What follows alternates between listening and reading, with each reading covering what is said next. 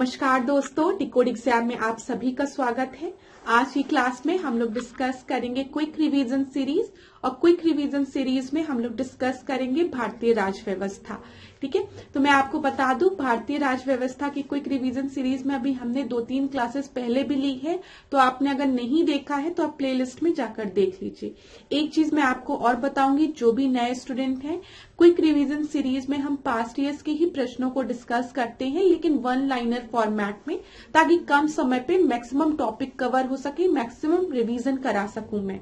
तो अभी तक क्विक रिवीजन सीरीज में हमने पर्यावरण डिस्कस किया है, आधुनिक भारत डिस्कस किया है और हम भारतीय राज व्यवस्था डिस्कस कर रहे हैं और हमने इकोनॉमिक्स के भी कुछ टॉपिक्स को डिस्कस किया है। तो आप प्लेलिस्ट में जाकर सारे लेक्चर्स को देख सकते हैं। अब चलिए आज की क्लास को स्टार्ट करते हैं मेरे साथ, ऐश्वर्या सिंह के साथ। आज की क्लास को स्टार्ट करने से पहले थोड़ी सी इंफॉर्मेशन आप लोगों को दूंगी फाउंडेशन कोर्स की, जो कि डिकोड एग्जाम आप लोगों के लिए लेकर आया है। इस फाउंडेशन कोर्स में एंटायर आरओ एआरओ के सिलेबस को कवर किया गया है थ्रू वीडियो लेक्चर्स। यहाँ पर आपको नोट्स प्रोवाइड की जाएगी पीडीएफ के फॉर्मेट में, आपको टेस्ट सीरीज प्रोवाइड की जाएगी जहां पर आप अपने परफॉर्मेंस को इवैल्यूएट कर सकते हैं, और अगर आपको किसी भी तरीके का डाउट होता है तो आप टेलीग्राम ग्रुप पे पूछ भी सकते हैं। क्लास अगर इस कोर्स से रिलेटेड कोई भी इंफॉर्मेशन चाहिए, नीचे व्हाट्सएप नंबर दिया है, वहां पर कॉन्टैक्ट करिए। डिकोड एग्जाम की टेस्ट सीरीज भी आप ज्वाइन कर सकते हैं। यहाँ पर कुल 47 टेस्ट है, जिसमें लगभग 4800 प्रश्न है। तो अगर आपको ये टेस्ट सीरीज ज्वाइन करनी है तो नीचे व्हाट्सएप नंबर दिया है, आप उस पर कॉन्टैक्ट करिए। डिकोड एग्जाम समान हिंदी की पुस्तक भी लेकर आया है, जो कि आप घर बैठे ऑर्डर कर सकते हैं फ्लिपकार्ट या फिर अमेजोन से, या फिर अगर आप चाहें तो नियरेस्ट बुक स्टोर पे जाकर इस पुस्तक को खरीद भी सकते हैं। परीक्षा की दृष्टि से महत्वपूर्ण पुस्तक है, तो एक बार अध्ययन कर लीजिए। चलिए अब आज की क्लास को स्टार्ट करते हैं। लास्ट क्लास में हमने ऑर्डिनेंस पावर की बात की थी, अध्यादेश जारी करने की बात की थी। राष्ट्रपति की अध्यादेश जारी करने की शक्ति अनुच्छेद 123 में दी गई है, आर्टिकल 123 में, ये हमने डिस्कस किया था। लेकिन लास्ट क्लास में स्लाइड में प्रिंटिंग में एक मिस्टेक थी। इन्होंने जो स्लाइड मैंने आपको दिखाई थी उसमें कार्यकारी शक्ति में नीचे लिखा था अध्यादेश जारी करने की शक्ति।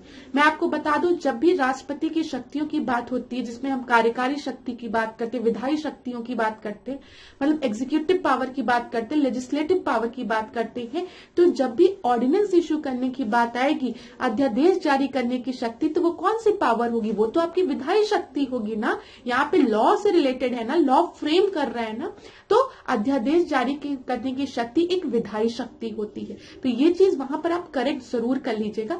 आप में से किसी ने इस चीज के लिए आपत्ति नहीं जताई थी, लेकिन मैंने कहा इसको डिस्कस कर लूं मैं। लास्ट क्लास की हिस्ट्री में भी मैंने आपको बताया था, ठीक है। अब उसमें बिल्कुल भी कंफ्यूज मत होइएगा, नहीं तो बाद में आप लोग कहेंगे मैम ने बताया था। चलो यहाँ पर देखो, अब जो चीज बता रही हूँ ध्यान से। राष्ट्रपति की अध्यादेश जारी करने की शक्ति किस अनुच्छेद में दी गई है? प्रश्न बनेगा तो क्या बताएंगे? 123वें में, ठीक है।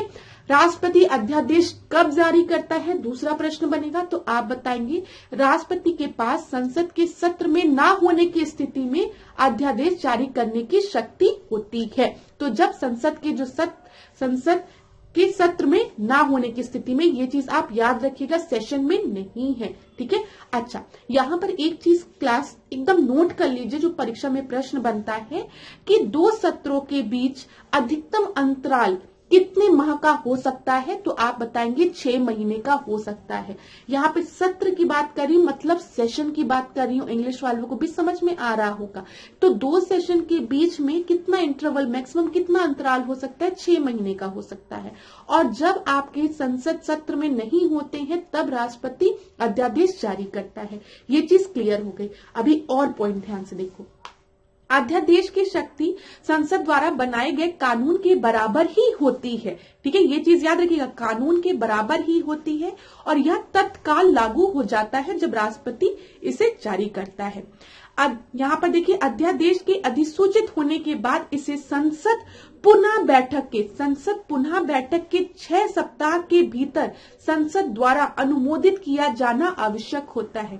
यहाँ पर क्या बोला है, मैंने आपको बोला है जब संसद सत्र में नहीं है तब राष्ट्रपति अध्यादेश जारी करता है। ठीक है, अब जब संसद अपने सत्र में आती है, वापस आती है, बैठती है, तो उसके 6 सप्ताह के अंदर 6 वीक्स के अंदर अगर ये ऑर्डिनेंस आपका पास हो जाना चाहिए। ठीक है, ये चीज याद रखिएगा, पास हो जाना चाहिए। संसद या तो इस अध्यादेश को पारित कर सकती है, पास कर सकती है, या इसे अस्वीकार कर सकती है, कहते हैं हम इसको स्वीकार नहीं करते। अन्यथा 6 सप्ताह की अवधि बीत जाने पर अध्यादेश प्रभावहीन हो जाता है। अगर संसद नहीं पास करेगी तो फिर ये प्रभावहीन हो जाएगा, इसका कोई मतलब नहीं होगा। ठीक है, इसका कोई प्रभाव नहीं हो रहेगा।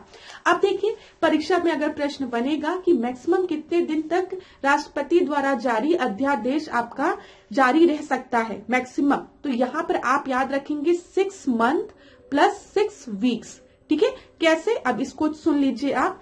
चूंकि सदन के 2 सत्रों के बीच में जो अधिकतम अंतराल होता है वह 6 माह का होता है, ये आपको पता है, इसलिए अध्यादेश का अधिकतम 6 महीने और 6 सप्ताह तक लागू रह सकता है। ये 6 वीक क्यों, क्योंकि बाद में जब संसद अपने सत्र में बैठेगी, सेशन में बैठेगी, तो 6 वीक का और समय रहता है उसको पास करने का। तो मैक्सिमम कितने दिन तक लागू हो सकता है, 6 मंथ 6 वीक। ये चीज याद रखिएगा, परीक्षा में इसी तरीके का प्रश्न बनता है। और जब आपके सामने ये रहता है ना तो कंफ्यूज हो जाते, 6 मंथ तो ही पढ़ते थे, 6 वीक्स का तो याद ही नहीं आ रहा है। लेकिन अगर परीक्षा में प्रश्न बनेगा कि जब संसद अपने सत्र में पुनः बैठती है तो कितने सप्ताह के अंदर या कितने दिनों के अंदर उस अध्यादेश को पारित हो जाना चाहिए, पास हो जाना चाहिए, तो आप 6 सप्ताह लगाएंगे। अगर आपसे पूछेगा कि अधिकतम कितने माह तक बिना पारित हुए ये रह सकता है, तो 6 माह 6 महीने 6 सप्ताह लगा के आएंगे। दोनों चीज याद रखिएगा, क्लास कंफ्यूज होते हैं स्टूडेंट, इसलिए मैं आपको बता रही हूं। इसके अलावा राष्ट्रपति कभी भी अध्यादेश को वापस ले सकता है, ये तो राष्ट्रपति चाहे तो अध्यादेश को वापस ले सकता है। इतनी चीजें क्लियर हो गई होंगी, जहां जहां से प्रश्न बन सकता है सब पॉइंट्स मैंने आपको बता दिए हैं और बता भी दिया है कि प्रश्न कैसे बनेगा और स्टूडेंट किस तरीके से कंफ्यूज होते हैं। क्योंकि ऐसा होता है जब परीक्षा हो जाती है और जब स्टूडेंट लोगों से बैठ के डिस्कस करो कि यहाँ पे क्या टिक लगाया, तो मैम ये तो पता था, गड़बड़ हो गई। तो मत गड़बड़ करो ना, देख लो यहाँ कंफ्यूजन होती है 6 मंथ वाले में और 6 मंथ 6 वीक वाले में। तो प्रश्न किस तरीके से बनेगा, उत्तर आप उस तरीके से देंगे, लेकिन अब आप तैयार हैं। चलिए यहाँ पर देखिए संसद 1, यहाँ पे हम डिस्कस करते हैं लोकसभा के लिए चुनाव में निर्वाचित होने के लिए व्यक्ति की न्यूनतम आयु कितनी होनी चाहिए, 25 वर्ष होनी चाहिए। ठीक है, याद रखिएगा लोकसभा के चुनाव में निर्वाचित होने के लिए किसी राष्ट्रपति के लिए न्यूनतम आयु सीमा कितनी होती है, 25 होती है। अगर यहीं पे मैं राज्यसभा की बात करूं तो कितना होगी, 30 होगी। बहुत अच्छे, आप में से कई स्टूडेंट ने आंसर दे दिया। अब यहाँ पर एक चीज और मुझे बताओ, अगर मैं बात करूं कि कोई प्राइम मिनिस्टर है, ठीक है, तो उसकी न्यूनतम आयु कितनी होनी चाहिए, तो आप बोलेंगे 25 वर्ष होनी चाहिए। ठीक है, क्योंकि आपको पता है वो किसी भी हाउस से बिलोंग कर सकता है। ठीक है, लेकिन यहाँ पे 25 वर्ष मिनिमम आयु होनी चाहिए प्राइम मिनिस्टर के लिए। अगर इस तरीके से इनडायरेक्टली प्रश्न पूछ ले, कोई प्रधानमंत्री की न्यूनतम आयु कितनी होनी चाहिए, 25, 30, 18, ठीक है, तो आप कंफ्यूज नहीं होंगे, 25 वर्ष लगाएंगे। चल आगे बढ़ते हैं। यहाँ पर देखिए 84वें संशोधन अधिनियम द्वारा लोकसभा की कुल सदस्य सीटों की संख्या 1971 की जनगणना पर कर दी गई थी। ये तब तक बदली नहीं जाएगी जब तक एक वर्ष विशेष के बाद पहली जनगणना नहीं होगी। या वर्ष विशेष कौन सा है, 2026 तक ये ऐसे ही रहेगा। जब हमने राष्ट्रपति के बात की थी, वहां पर राष्ट्रपति के इलेक्शन की बात की थी, तो उसमें भी मैंने बताया था ये किस सेंसस पे बेस्ड है, 1971 के सेंसस पे बेस्ड है। कंफ्यूज मत होइएगा आप लोग, 2011 मत मार्क कर दीजिएगा। याद रखिएगा अभी 1971 के सेंसस के अकॉर्डिंग हम चल रहे हैं और 2026 में इसमें बदलाव किए जाएंगे, चाहे कोई भी इलेक्शन पूछे। ठीक है, भारत के संविधान में निर्धारित किए गए लोकसभा सदस्यों की संख्या अधिकतम हो सकती है कितनी, देखिए 552 हो सकती है। लेकिन अभी ये जो 2 होते थी ना, 2 सीटें पहले आपकी किसके लिए रिजर्व रहती थी, एंग्लो इंडियंस के लिए रिजर्व रहती थी। ठीक है। अभी ये 2 सीटें जो एंग्लो इंडियंस के लिए रिजर्व रहती थी उसको हटा दिया गया 104th कॉन्स्टिट्यूशनल अमेंडमेंट के थ्रू। अभी हम उसको डिस्कस करते। तो अब ये आपको लिखा हुआ मिलेगा 550, ठीक है, ये चीज याद रखिएगा। लोकसभा के सदस्यों की संख्या 525 से बढ़ाकर 545 किस कॉन्स्टिट्यूशनल अमेंडमेंट के थ्रू किया गया था?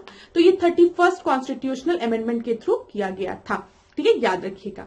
यहां देखिए भारत के संविधान के अनुच्छेद 82, अनुच्छेद याद रखेंगे, आर्टिकल 82 के अनुसार लोकसभा की सीटों का राज्यों के मध्य आवंटन डैश जनगणना के आधार पर आधारित है, ठीक है। तो आपको मैंने बता दिया 1971 के सेंसस के अकॉर्डिंग सीटों का डिस्ट्रीब्यूशन किया गया है, याद रखिएगा। 1971 सेंसस, 2011 के सेंसस से कंफ्यूज मत होइएगा। चलो अब आगे देखते हैं। लोकसभा में अनुसूचित जनजातियों के लिए राज्यों में सर्वाधिक आरक्षित सीटें कहां पर है? मध्य प्रदेश में सबसे ज्यादा सीटें आपकी रिजर्व है। लोकसभा में आंग्ला भारतीय समुदाय से सदस्य मनोनीत करने की शक्ति किसके पास है? तो ये नॉमिनेट करने की, एंग्लो इंडियंस को नॉमिनेट करने की शक्ति, मनोनीत करने की शक्ति राष्ट्रपति के पास थी, लेकिन अब इसको हटा दिया गया है। तो आप इस प्रश्न को छोड़ भी सकते हैं, लेकिन तब भी पढ़ लीजिए, ठीक है। राज्य विधान सभाओं में आंग्ला भारतीय समुदाय के लिए प्रतिनिधित्व का प्रावधान किस आर्टिकल में किया गया है? तो ये देखिए राज्य विधानसभाओं की बात की गई है, तो ये अनुच्छेद 333 में किया गया है। अब राज्य विधानसभाओं से भी एंग्लो इंडियंस का जो था उसको हटा दिया गया है, याद रखिए। राष्ट्रपति आंग्ला भारतीय समुदाय से नामित कर सकता है यदि वह इस राय का है कि लोकसभा में इस समुदाय का पर्याप्त प्रतिनिधित्व नहीं है। कितने 2 सदस्यों को करता था, अब नहीं है, ठीक है। राज्यों में निर्वाचित होने वाले लोकसभा के सदस्यों की संख्या में वृद्धि करने से संबंधित कौन कौन से संवैधानिक संशोधन है? 7 और 31, ठीक है, 31। यहां पर देखिए लोकसभा को कार्यकाल पूरा होने के पहले भंग किया जा सकता है प्रधानमंत्री की सिफारिश पर राष्ट्रपति द्वारा।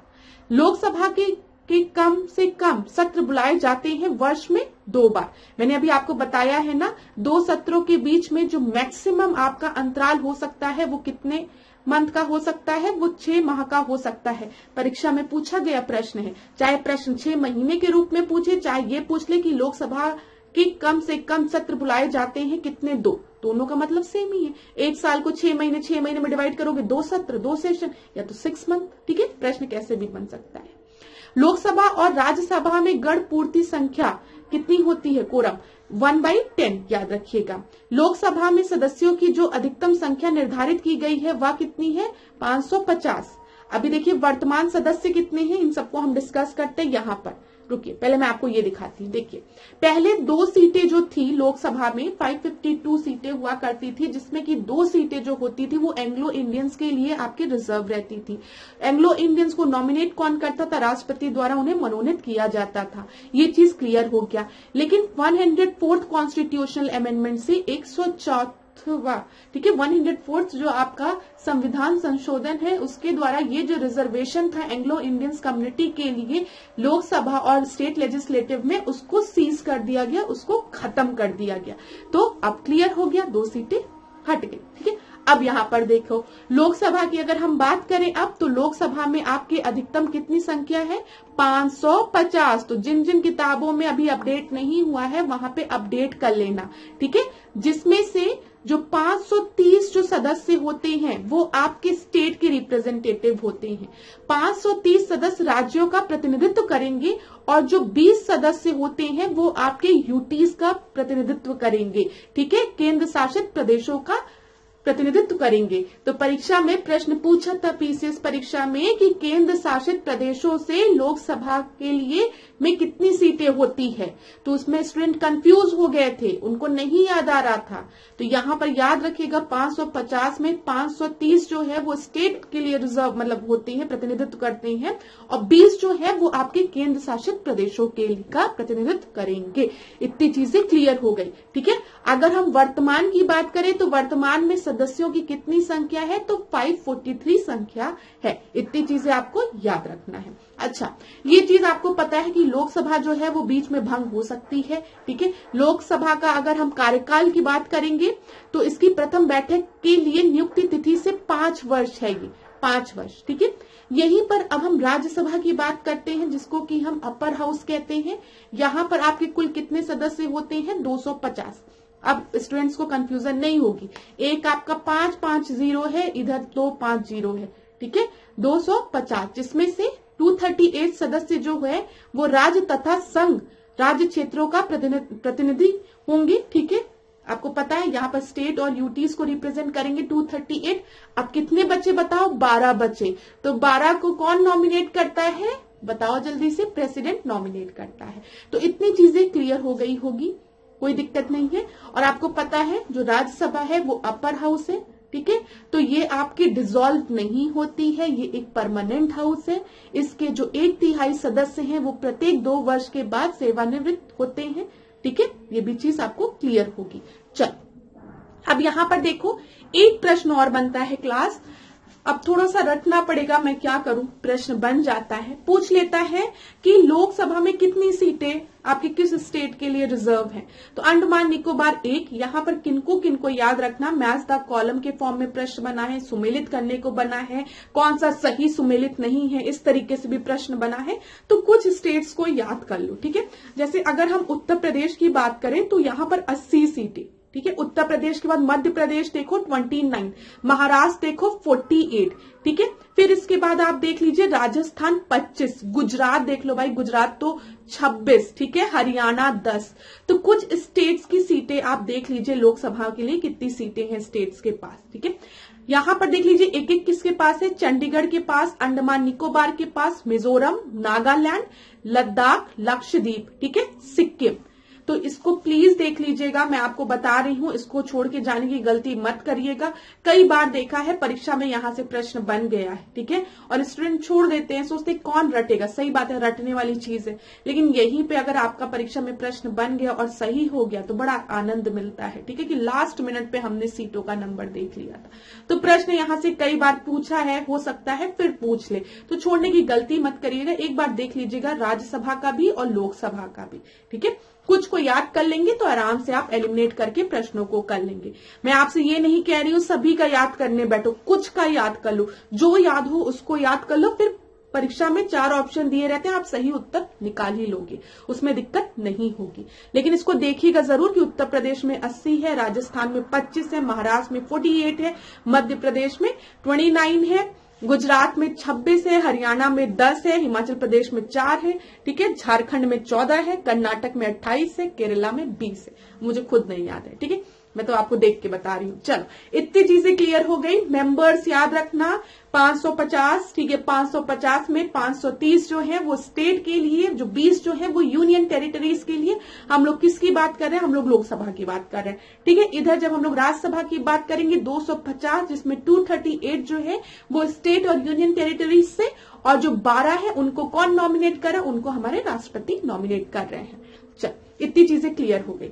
अच्छा, ये सब चीजें क्लियर है कि लोकसभा का जो 5 ईयर का होता है, राज्यसभा का 6 साल का होता है।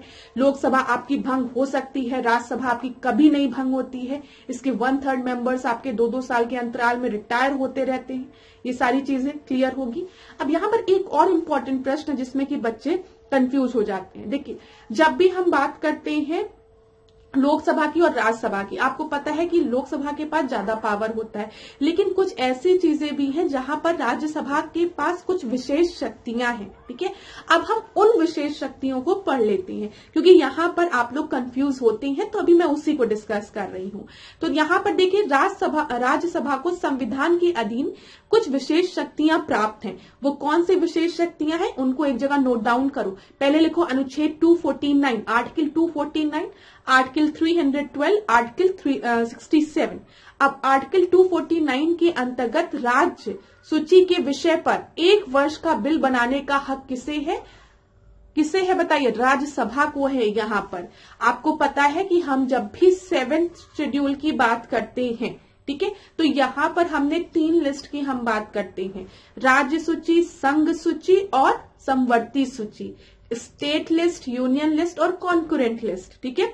यूनियन लिस्ट में सेंटर लॉ बनाता है, जो भी उसमें मैटर्स रहते हैं, ठीक है, जो भी सब्जेक्ट्स रहते हैं। जब हम राज्य सूची की बात करते हैं तो जो स्टेट है उसके पास ये अधिकार होता है, वहां पे जितने सब्जेक्ट्स आपके सब्जेक्ट लिस्ट में है उनपे लॉ बनाने का, और कॉन्करेंट लिस्ट में दोनों के पास रहता है, ये आपको पता है। लेकिन 249 आर्टिकल में अनुच्छेद में बोला गया है कि राज्य सूची के विषय पर 1 वर्ष का बिल बनाने का हक है किसके पास? संघ के पास, मतलब सेंटर के पास।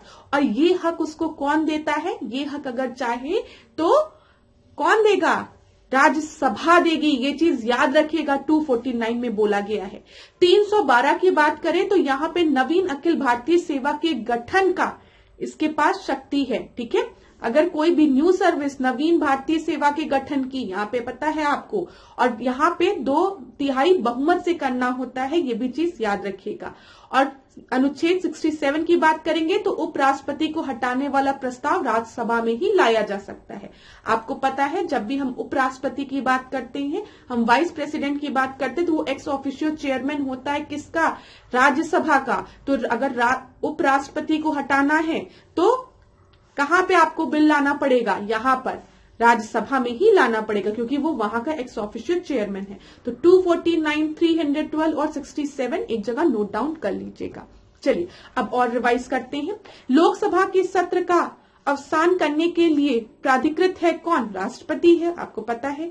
लोकसभा का कार्यकाल आपातकाल की घोषणा के दौरान एक बार में 1 वर्ष तक के लिए बढ़ाया जा सकता है। ये भी पेपर में प्रश्न बना है कि अगर आपातकाल है, इमरजेंसी है, तो क्या लोकसभा का जो सेशन है, जो लोकसभा का आपका कार्यकाल है, क्या उसको बढ़ाया जा सकता है? तो हाँ, उसको बढ़ाया जा सकता है। तो एक बार में 1 वर्ष के लिए बढ़ाया जा सकता है, याद रखिएगा। लोकसभा व राज्यसभा में प्रतिनिधित्व सर्वाधिक किसका है? अभी हमने देखा कि लोकसभा की जब हमने बात की थी तो उत्तर प्रदेश में सबसे ज्यादा पॉपुलेशन है और 80 सीटें हैं लोकसभा के लिए। ठीक है, यहाँ पे देख लीजिए, लोकसभा में प्रथम स्थान पर उत्तर प्रदेश है। कितनी सीटें हैं? 80 सीटें हैं। ठीक है, महाराष्ट्र 48 सीटें, बंगाल की बात करेंगे, पश्चिम बंगाल की, तो 42 सीटें। प्लीज क्लास बहुत ही इंपॉर्टेंट है, फिर कहूंगी छोड़ना मत। ठीक है, पढ़ लेने, एक बार याद कर लेना थोड़ा सा। लोकसभा के स्थान राजस्थान के लिए निर्धारित हैं कितने? 25। देखिए प्रश्न बना है इसलिए मैंने आपको बताया। अब यहां पर देखिए, संविधान का एक अनुच्छेद उपबंधित करता है कि मत बराबर होने की दशा में लोकसभा के अध्यक्ष का मत निर्णायक होगा और वह उसका प्रयोग करेगा किसमें? यहाँ पर अनुच्छेद 100 में कास्टिंग वोट की बात की गई है। अब आप सोचो, वोटिंग कराई गई और वोटिंग कराने में टाई हो गया। ठीक है, बराबर मत आ गए, अपोजिशन वाले ने जितना वोट दिया है उतना ही सपोर्ट करने वालों ने दिया है। तो अब यहाँ पर कास्टिंग वोट किसके पास होगा? तो कास्टिंग वोट जो लोकसभा का अध्यक्ष होगा उसके पास होगा, मतलब मत निर्णायक, मतलब कौन करेगा? ये होगा। तो यही कास्टिंग वोट आपके किस अनुच्छेद में दिया है? 100 अनुच्छेद में दिया है। ठीक है, लोकसभा के प्रथम अध्यक्ष कौन थे? जीवी मवलांकर थे। प्रथम स्पीकर जिनके विरुद्ध लोकसभा में अविश्वास का प्रस्ताव लाया गया था वो कौन थे? वो भी जीवी मवलांकर थे। लोकसभा की प्रथम महिला अध्यक्ष कौन थी? मीरा कुमार थी। ठीक है, यहाँ पर देखिए, राज्यसभा में होते हैं, अभी हमने डिस्कस किया, 250 लोग होते हैं, जिसमें से जो 12 सदस्य होते हैं उनको राष्ट्रपति मनोनीत करता है, नॉमिनेट करता है, और 238 जो मेंबर्स होते हैं वो आपके रिप्रेजेंटेटिव होते हैं स्टेट और यूनियन टेरिटरीज के। हिंदी और इंग्लिश दोनों बोलते बोलते मैम कभी कभी थोड़ा सा वो बोल देती है। ठीक है, उसमें परेशान मत होना। अच्छा, लास्ट क्लास में मैंने ना मैकॉले की उसको मिनट को बोल दिया था माइन्यूट, पकड़ लिया बच्चों ने तुरंत। चलो बहुत अच्छी बात है, पढ़ा करो। ठीक है, अच्छी बात है, कोई दिक्कत नहीं उसमें। चलो, राज्यसभा में ऐसे ही ना एक चीज और याद आ गई, ज्योग्राफी का डिस्कस कर रही थी तो उसमें अब कुटप्पा को कटप्पा बोल दिया, कुटप्पा रेंज। एक बच्ची, बहुत दिनों से मैं उसका कमेंट देखती थी, हर बार मैम ने आज फिर कटप्पा बोला है, मैम ने आज फिर कटप्पा बोला है। तो आप लोगों के कमेंट्स कभी कभी ऐसे बोलते बोलते ना, हिंदी इंग्लिश दोनों, हिंदी भी बोलो इंग्लिश भी बोलो, हिंदी भी बोलो इंग्लिश भी बोलो, तो मैम खुद ही गलती से कुछ गलत बोल देती हैं। तो बस चीजें सही होनी चाहिए, आपको समझ में आना चाहिए और चीजें आपके दिमाग में बैठ जानी चाहिए, ताकि परीक्षा में अगर पूछे ना तो गलत ना हो। बस इतना बहुत है मेरे लिए। यहाँ पर चलिए अगला देखते हैं। राज्यसभा में राज्यों को प्रतिनिधित्व दिया जाता है उनकी जनसंख्या के अनुपात में स्थान के आधार पर। अभी आपने देखा कि सबसे ज्यादा सीटें कहां पर है, उत्तर प्रदेश में है। राज्यसभा के सदस्य चुने जाते हैं राज्यों की विधानसभाओं के निर्वाचित सदस्यों द्वारा। ये राज्यसभा के सदस्यों की बात हो रही है, ठीक है, जो निर्वाचित सदस्यों द्वारा इसके सदस्य चुने जाते हैं। राज्यसभा के सदस्य का कार्यकाल कितना होता है, 6 वर्षों का होता है, हमने डिस्कस किया है, ठीक है। यहाँ पर देखिए राज्यसभा में 250 जिनमें 12 राष्ट्रपति द्वारा मनोनीत होते हैं। राज्यसभा में राज्यों का ये भी हमने डिस्कस कर लिया, ये भी डिस्कस कर लिया। आगे बढ़ते हैं। राज्यसभा को स्थायी सदन कहते हैं, क्यों? क्योंकि ये कभी भी डिसॉल्व नहीं होती है, ठीक है, आपको पता है ये कभी भी विघटित नहीं की जा सकती है। ये चीज क्लियर है ना। लोकसभा जो है वो विघटित हो सकती है, डिसॉल्व हो सकती है।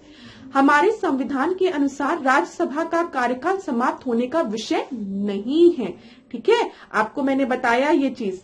प्रथम अभिनेत्री जो राज्यसभा के लिए नामांकित की गई थी वो कौन थी, वो नरगिस दत्त थी, ठीक है। राज्यसभा के संदर्भ में कथन सही है। इसके 1/3 सदस्य प्रति 2 वर्ष में अवकाश प्राप्त करते हैं, मतलब 1/3 जो आपके सदस्य होते हैं वो हर 2 साल के बाद आपके अवकाश प्राप्त करते हैं। राज्यसभा की एकांतिक शक्ति के अंतर्गत आता है नई अखिल भारतीय सेवाओं का सृजन। अभी मैंने आपको अनुच्छेद 312 के बारे में बताया, वही चीज यहाँ पर लिखी है। चलिए यहाँ पर क्लास अब एक बहुत ही इंपॉर्टेंट टॉपिक में डिस्कस करूंगी, भारत की संसद में प्रस्तावों के प्रकार, type of motions in parliament of India. तो यहाँ पर आराम से सुनिएगा, बिल्कुल भी परेशान मत होइएगा। देखिए यहाँ पर सबसे पहला आपको दिया गया है अविश्वास प्रस्ताव, नो कॉन्फिडेंस मोशन, ठीक है। यहाँ पे हिंदी हटा दो, नो कॉन्फिडेंस मोशन की हम बात कर रहे हैं। यहाँ पर देखिए कॉन्फिडेंस, किसकी कॉन्फिडेंस की बात करेंगे हम, बताइए किसके कॉन्फिडेंस की बात करेंगे? किसी ने अपनी सरकार बनाई है उसके कॉन्फिडेंस की बात करेंगे। भाई तुम हो भी सरकार बनाया, लोगों का तुम्हारे पे मत है कि सदन में कि नहीं, कि ऐसे ही बस सरकार बन गई, तो नो कॉन्फिडेंस मोशन, ठीक है। यहाँ पर देखिए मंत्रिपरिषद मुख्य रूप से प्रधानमंत्री या कैबिनेट के किसी अन्य मंत्री के खिलाफ तब लाया जाता है जब संसद के सदस्यों ने अपने शासन में विश्वास खो दिया हो, ठीक है, तब नो कॉन्फिडेंस, जब विश्वास न रह गया हो सरकार पर आपका, तो कोई मेंबर नो कॉन्फिडेंस मोशन ला सकता है, ठीक है। ये चीज याद रखिएगा, हम मेंबर ऑफ पार्लियामेंट की बात कर रहे हैं, अपने और आपकी बात नहीं कर रहे हैं। मेंबर ऑफ पार्लियामेंट के जो सदन के जो मेंबर्स हैं हम उनकी बात कर रहे हैं। अगर उनको लगता है कि प्रधानमंत्री या कैबिनेट के किसी अन्य मंत्री के खिलाफ ये तब लाया जाता है जब संसद के सदस्यों ने अपने शासन में विश्वास खो दिया हो, ये चीज याद रखिएगा, तब नो कॉन्फिडेंस मोशन लाया जाता है। और जब नो कॉन्फिडेंस मोशन आपका पारित हो जाता है तो मंत्रिपरिषद को इस्तीफा देना पड़ता है, ठीक है, ये चीज याद रखिएगा। अब यहाँ पर एक नो कॉन्फिडेंस मोशन होता है जिसको कि हम अविश्वास प्रस्ताव कह रहे हैं, और एक आपका यहाँ पर देखिए नहीं दिया गया, वेरी गुड। यहाँ पर एक सेंसर मोशन भी होता है, मैं आपको बता दूं, याद रखिएगा, नो कॉन्फिडेंस मोशन और सेंसर मोशन। तो इसमें स्टूडेंट कंफ्यूज होते हैं कि मैम दोनों में अंतर क्या है, तो जो मैं आपको बता रही हूँ उसको ध्यान से सुनिएगा। नो कॉन्फिडेंस मोशन जब पास होता है तो पूरे मंत्रिपरिषद को इस्तीफा देना पड़ता है, ठीक है। जब सेंसर मोशन की बात करते हैं तो सेंसर मोशन जरूरी नहीं है पूरे मंत्रिमंडल के खिलाफ लाया जाए, यहाँ पर किसी एक मंत्री के खिलाफ भी सेंसर मोशन ला सकते हैं। जैसे कोई मंत्री है, कोई भी आप परिवहन मंत्री हैं, हम एक एग्जाम्पल ले रहे हैं, आप उनसे नाखुश हैं, उनकी जो भी चीजें हैं उस पर लोग ऑब्जेक्शन उठाते हैं और सेंसर मोशन लाते हैं कि हमें संदेह है इनके उस पे कार्य पे, तो वहां पर सेंसर मोशन लाया जाता है, ठीक है। यहाँ पर एक चीज याद रखिएगा, जब नो कॉन्फिडेंस मोशन लाया जाता है तो रीजन देना जरूरी नहीं है। अब मैं मेंबर ऑफ पार्लियामेंट हूं, मैंने कहा कि मैं नो कॉन्फिडेंस मोशन लाती हूं, तो यहाँ पर मुझे रीजन देना नहीं जरूरी होगा। लेकिन अगर मैं सेंसर मोशन लाऊंगी तो यहाँ पर मुझे रीजन को स्टेट करना पड़ेगा कि मैं क्यों सेंसर मोशन ला रही हूँ, मुझे इस मंत्री से क्या दिक्कत है, क्या परेशानी है, क्या मुझे गलत दिख रहा है, तो सेंसर मोशन में ये चीज चीज आप याद रखिएगा। नो कॉन्फिडेंस मोशन जब पास होगा, अविश्वास प्रस्ताव पास होगा, तो पूरे मंत्रिमंडल को इस्तीफा देना पड़ेगा। सेंसर मोशन पास होगा तो यहां पर हो सकता है खाली उस मंत्री को इस्तीफा देना पड़े। यहां पर आपके रीजन को स्टेट करना जरूरी होगा। नो कॉन्फिडेंस मोशन में रीजन स्टेट करना जरूरी नहीं है, ये चीज याद रखिएगा। ठीक है, अब यहां पर देखिए ये चीज क्लियर हो गई। यहां पर देखिए धन्यवाद प्रस्ताव। धन्यवाद प्रस्ताव मतलब कि बहुत अच्छा लगा, धन्यवाद आप देते हो ना, तो ये धन्यवाद प्रस्ताव भारत के राष्ट्रपति लाते हैं। ठीक है, ये चीज याद रखिएगा। भारत के राष्ट्रपति बजट के सत्र की शुरुआत में संसद के दोनों सदनों को संबोधित करते हैं और क्रमशः लोकसभा और राज्यसभा में धन्यवाद प्रस्ताव को पेश करते हैं। धन्यवाद प्रस्ताव संसद सदस्यों के लिए राष्ट्रपति के अभिभाषण के प्रति आभार व्यक्त करने का एक तरीका है। ठीक है, जब भी कोई सत्र की शुरुआत होती है तो राष्ट्रपति जाते हैं, धन्यवाद प्रस्ताव लाते हैं, जिसमें ये एक मोशन ऑफ थैंक्स है। समझ में आ रहा है। और यहाँ पर लोकसभा राज्यसभा में तो राष्ट्रपति द्वारा ये जो लिखा, लेकिन किसके द्वारा जाता है, ये जो आपकी सरकार होती है उसके कैबिनेट द्वारा ये लिखा जाता है। ठीक है, लेकिन राष्ट्रपति इसको पढ़ते हैं। यहां पर देखिए एडजर्नमेंट मोशन की अगर हम बात करें, स्थगन प्रस्ताव की, यहां पर याद रखिएगा जब भी कोई बहुत इंपॉर्टेंट मैटर हो, ठीक है, सार्वजनिक महत्व के किसी जरूरी मामले पर सदन का ध्यान आकर्षित करने के लिए संसद द्वारा इस्तेमाल किए जाने वाला एक उपकरण है ये। यदि स्थगन प्रस्ताव स्वीकार कर लिया जाता है तो सदन की कार्रवाई दिन भर के लिए स्थगित कर दी जाती है।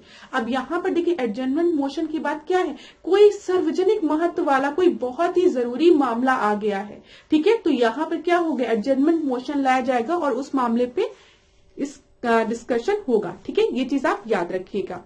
यहां पर देखिए कॉल अटेंशन मोशन, यहां पर भी जो है आपका सार्वजनिक महत्व वाले मुद्दे को ही हम डिस्कस करते हैं और यहां पर भी सदन के लोगों के ध्यान को आकर्षित ही करते हैं, जो सदस्य बैठे हैं उनके ध्यान को आकर्षित ही करते हैं। लेकिन यहां पर एक चीज याद रखिएगा, जो बहुत ही अर्जेंट मैटर होता है, जिसमें एडजर्न करना रहता है, स्थगित करना रहता है, तब लाते हैं एडजर्नमेंट मोशन। और थोड़ा सा कम इंपॉर्टेंट वाला हो कॉल अटेंशन मोशन, यहां पर बस ध्यान क्या करना, आकर्षित करते हैं हम। ठीक है, यहां पर जो लास्ट लाइन लिखी है, देखिए क्या लिखी हुई है, यदि स्थगन प्रस्ताव स्वीकार कर लिया जाता है तो सदन की कार्रवाई दिन भर के लिए स्थगित कर दी जाती है। ये चीज याद रखिएगा।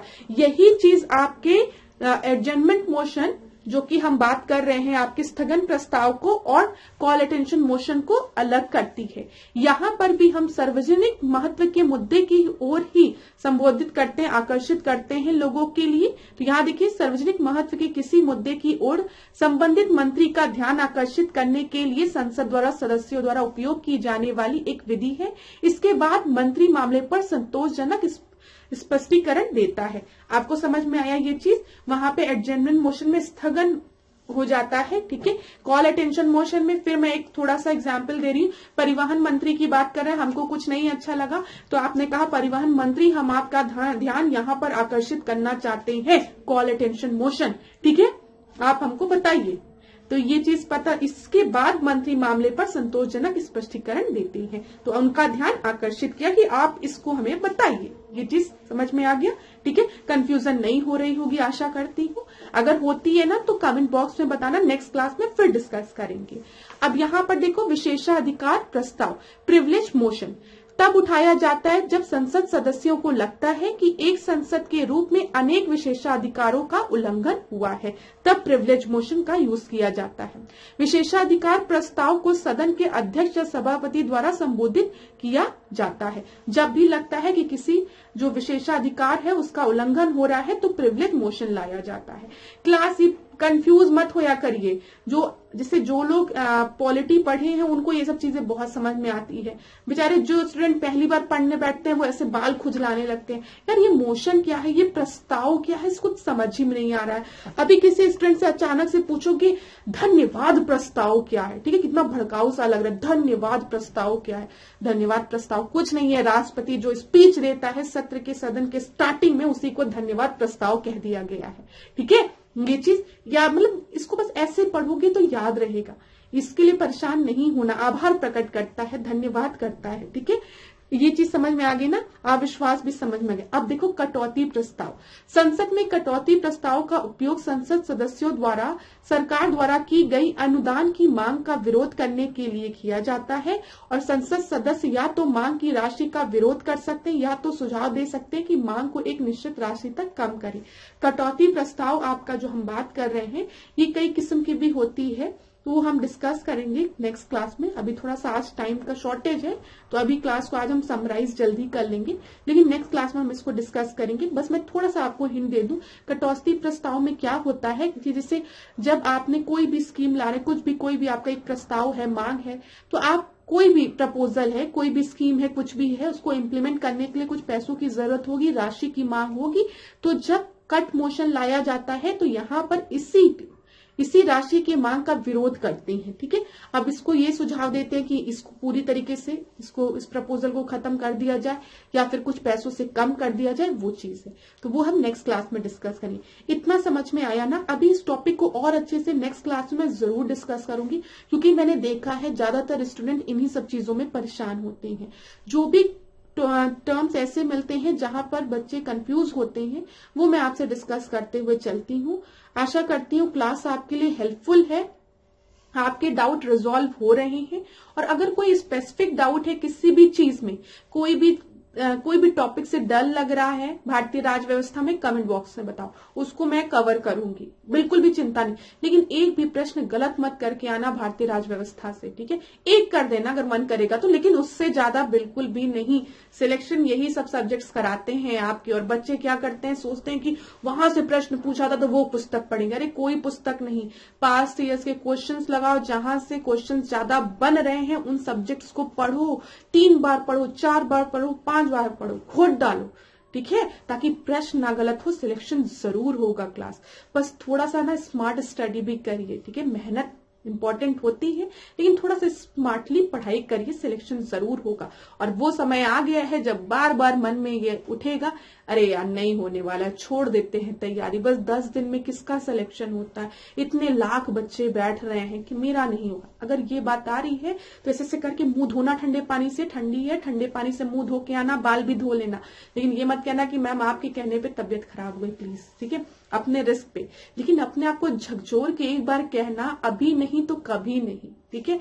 अभी नहीं तो कभी नहीं, सिलेक्शन तो इसी बार होगा। और पढ़ो, ठीक है? पास्ट ईयर्स के क्वेश्चंस लगाओ, जरूर लगाओ। क्विक रिवीजन सीरीज में जो 1 लाइनर में क्वेश्चन सॉल्व करा रही हूँ उसको देखो, मॉक टेस्ट लगाओ, ठीक है? करंट रोज पढ़ो, करंट तो अब रोज पढ़ना है, ठीक है? 6 महीने के, 7 महीने के, 1 साल के, जितना पढ़ रहे हो रोज थोड़ा थोड़ा टाइम करंट को दो। और वीक में कुछ दिन, 1-2 दिन सेंसेस पढ़ लो, ठीक है? अभी जो सर ने रिपोर्ट पढ़ाई है उसको देख लो, हफ्ते में 2-3 दिन। तो इससे क्या होता है, लास्ट में घबराहट नहीं होती कि सेंसेस अभी तक कभी नहीं पढ़ा, यूपी स्पेशल के क्वेश्चंस नहीं लगाए, तो ये सब घबराहट खत्म हो जाएगी।